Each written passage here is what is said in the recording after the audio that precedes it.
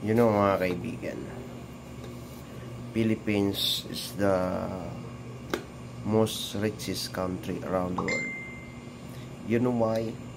Philippines is the largest producer of the fruits and everything in Asia and the whole world. And also Philippines is the most one of those largest producer of the laborers around the world. And also Philippines is the largest producer of the ores. Yung ore, mga kaibigan, it is called either metal, golds, and many others. That here in Davao region, in Davao de Oro, there is a gold deposits. It's all about 187 billions. So that's why Apex here, mga kaibigan. You know, the most hated person in history, Dean Conant Wilchester, is the first to use our resources to become the wealthy man of this universe. Then Conant Wilchester is the one who divide at to become a cattle ranch. Yun mga kaibigan, there is a lot. Why the Philippines right now, it's the most corrupt and the most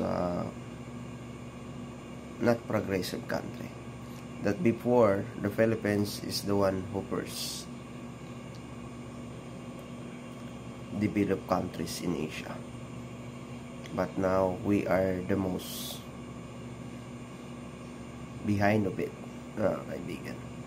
So that's why we need to understand the history of our country, the history of the life of the people of this universe,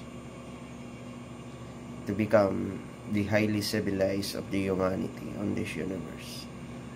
It becomes to the mindset and the doing of the people.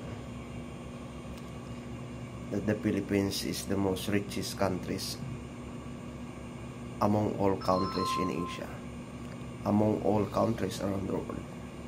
Philippines is the most one of those, mga kaibigan. All the resources is from here in the country.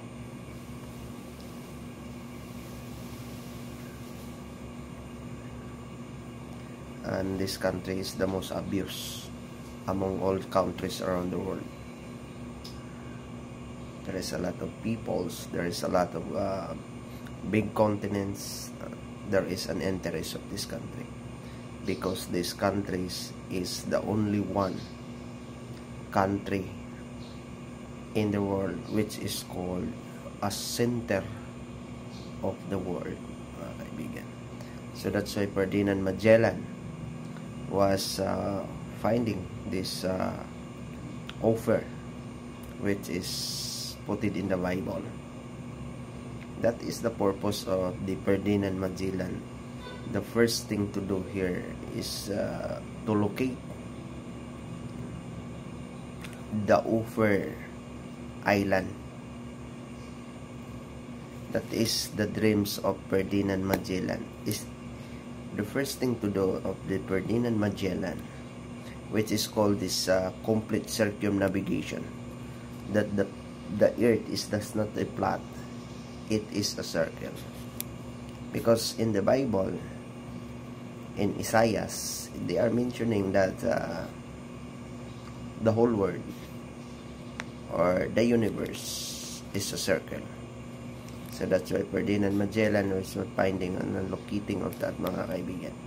And locating for the most richest island in the history was written in the Bible, which is called the Haring Solomon.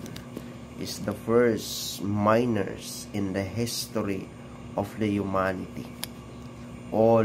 Some of 90 to 95% of the gold of Haring Solomon came from here in the Ophir land, because Philippines came from the King Philip, which is the Spaniard rulers that time, the colonizer of this country. So that's why the Filipino people and the cultures are mixed. So that's why there is a lot of corrupt, because the people right after for 333 years was being colonized by the Spaniard. So that's why you discovered it.